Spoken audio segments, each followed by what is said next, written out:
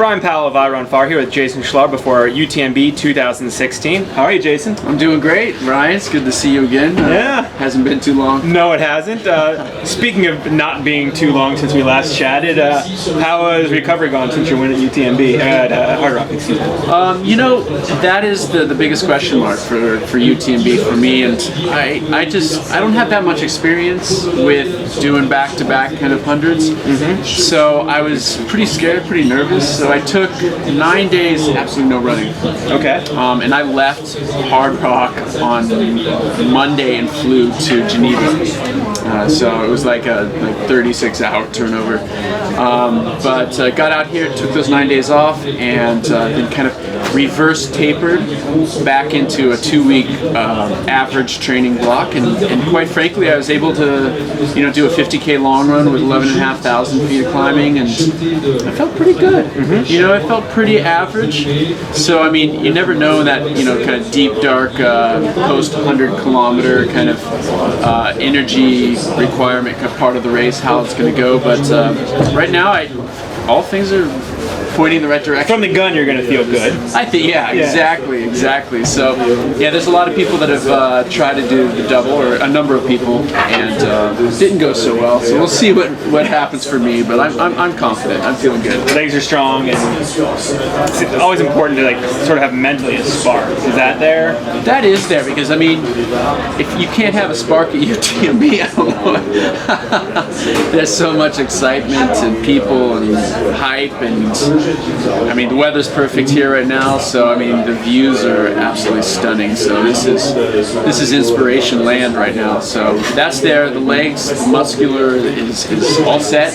Just make sure that deep 100-mile energy reserve that's the big question. So 2 years ago, you were fourth here. You obviously managed to handle the hype and excitement and just the energy. It's a really high level here. How did you do that 2 years ago? For me, my racing style, maybe not so much a Hard Rock for some reason, I think that's because it started so easy, is to be kind of chill.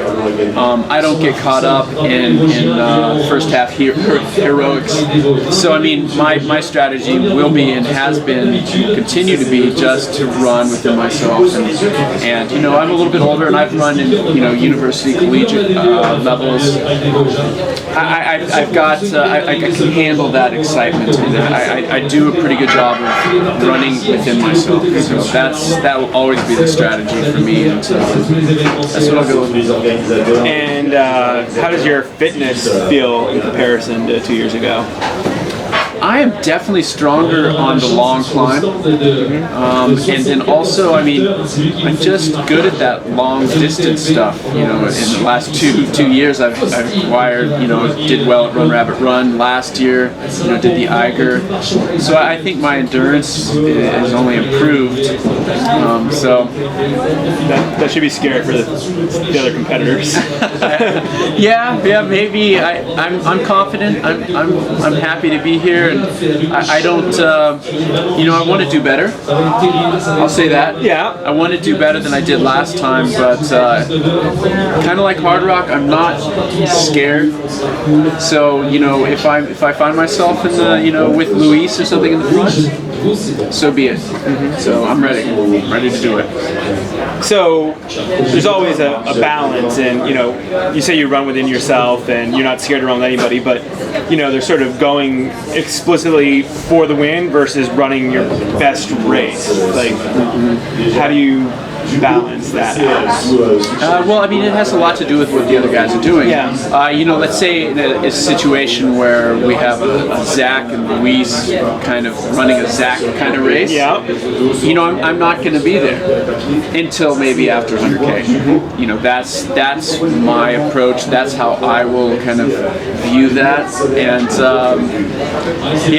So I mean, it's a lot in other people's hands how the race pans out. But yeah, I'll just just do what I always do. But also, that the other people's races can provide you with opportunity. I mean, even looking back at last year, David Laney's race, moving up, running a smart first half or 2/3, and then making everybody look like they're standing still. Yeah, you know, Dave's approach. Mike Foote has the same kind of classic approach too.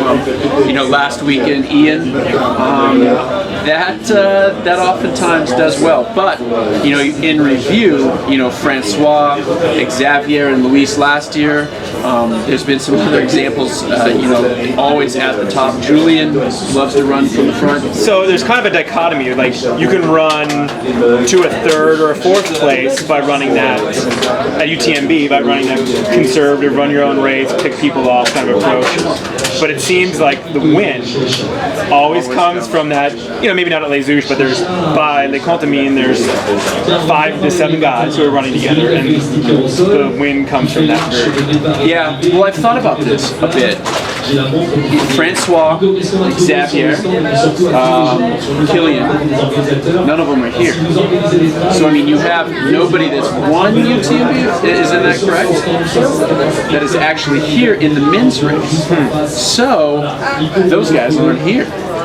So I don't know, and it's just while again, you know, it's arguably the most competitive UTMB ever. There's no winner in that, and there's also, you know, a Zach that hasn't done a 100-miler. Luis has only done 1. So I mean, the dynamics are kind of crazy and wild. So I don't think it'll necessarily be safe to say that that pattern is reliable. Okay. So I think that you know, a medium conservative approach and pushing in that last 80K might be the winner strategy. Nice. Well, that's the strategy I'm going for too, but I don't want to say, whatever. We'll see what happens. Nice. And so you've been here for quite a while. You and little Felix. Yeah. You've been here with your son for like a month. What's that been like? Yeah, that has been good. You know, my favorite part of the Alps is, or I guess not the Alps, but the Dolomites of Italy is where we have spent a lot of our time. The Refugios, the trail system, it's super steep. There's lots of valleys that are close to the next ridge line. It's very entertaining running, and very much a lot of vert without even having to try. It's been good, and like, you know, spending that with my son. He's at the age he'll actually remember it this time. He's 5.5. It's been very rewarding outside of the training aspect as well. So how do you end up training? Because it seems like a dream for anybody, you know, a trail runner with a kid. Well, it ended up I was able to convince one of our friends, a young lady named Claire, to come out here and watch Felix while I run. So she's been with us the whole time.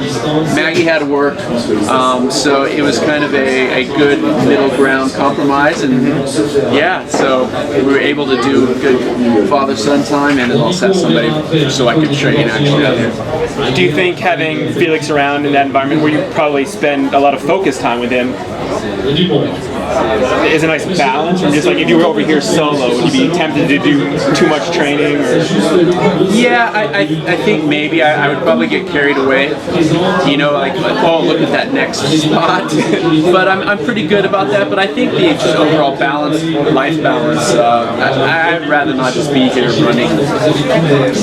You know, it's cool to, you know, see this and take pictures and be by yourself, but like to share it with somebody is really where the home run is for me. Nice. Well, starting Friday afternoon, you get to share with 2,300 other runners. So enjoy it, Jason, and good luck out there. Yeah.